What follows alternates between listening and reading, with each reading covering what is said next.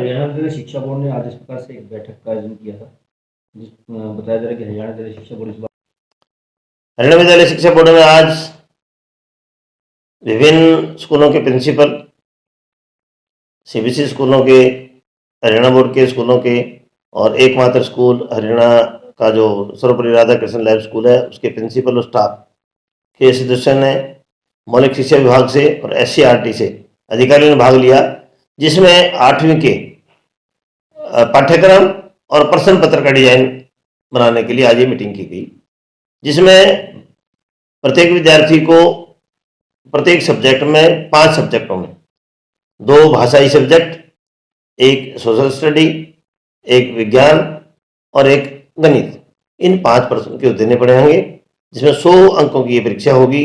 20 अंक विद्यालय के द्वारा लगाए जाएंगे और 80 अंकों की परीक्षा होगी। 80 में से 50% बहुवैकल्पिक प्रश्न होंगे, यानी कि ऑब्जेक्टिव टाइप होंगे, और 50% सब्जेक्टिव टाइप होंगे, यानी कि 40 अंक का सब्जेक्टिव होगा, 40 का ऑब्जेक्टिव होगा।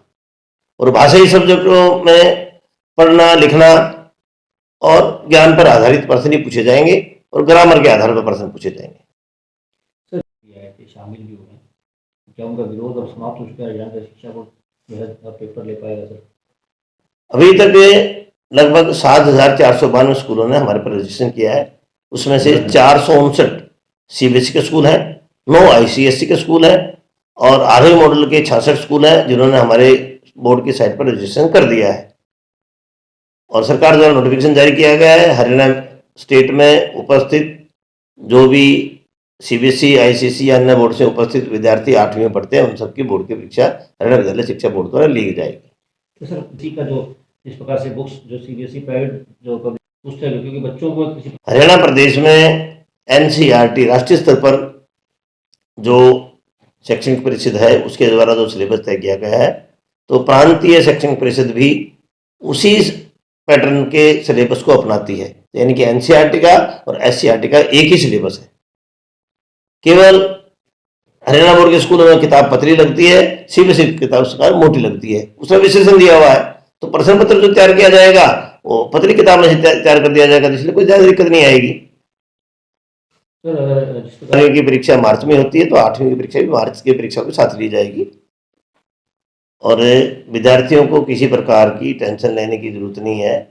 स्कूलों को भी किसी प्रकार की टेंशन की आवश्यकता नहीं है कि जो पाठ्यक्रम विद्यार्थी अब तक पढ़ता आ रहा है, ऑनलाइन ऑफलाइन जो भी पढ़ा है, उसी में से प्रश्न पूछे जाएंगे, भाई ये कोई प्रश्न नहीं आएंगे। सर ये फॉर्म जो कि मार्च में बताया गया। सर आपका नाम?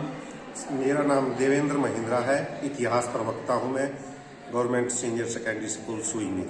सर क्या कहेंगे आप जिस प्रकार से हरियाणा विद्यालय शिक्षा बोर्ड कितना बेनिफिट होगा इससे? सर ये बड़ा ही सरकार का और बोर्ड का सराहनीय प्रयास है कि दोबारा से हरियाणा विद्यालय शिक्षा बोर्ड 8वीं कक्षा की बोर्ड की परीक्षाएं लेगा, क्योंकि पीछे कुछ समय से कई सालों से जब बोर्ड की परीक्षाएं होती थी तो रिजल्ट बच्चों के अंदर थोड़ा सा माहौल होता था कि भाई बोर्ड की परीक्षा होगी, तो बच्चे मन लगा के पढ़ते थे। अब थोड़ा सा उसमें गिरावट आनी शुरू हो गई थी, लेकिन अब ये जो बोर्ड ने प्रयास किया है 8वीं क्लास कक्षा में बोर्ड शुरू करने का, वो काफी सराहनीय प्रयास है और इसके आगे जाके बहुत अच्छे नतीजे आएंगे जब हमारे बच्चे आगे बढ़ेंगे। और इसके साथ साथ मैं चाहता हूं, हमारे अध्यापक वर्ग चाहते हैं कि 5वीं कक्षा में भी बोर्ड शुरू किया जाए जो पहले चलता था। इससे एक बच्चों के अंदर जो लर्निंग लेवल है वो भी बढ़ेगा और बोर्ड के नाम से बच्चे भी तैयारी करेंगे, अध्यापक भी मन लगा के काम करेंगे और अभिभावक भी जागरूक होंगे, क्योंकि हमारे सामने अभिभावकों की समस्या रहती है कि बच्चे बिना परीक्षा दिए या बिना उसके सीधे अगली क्लास में प्रमोट हो जाते हैं।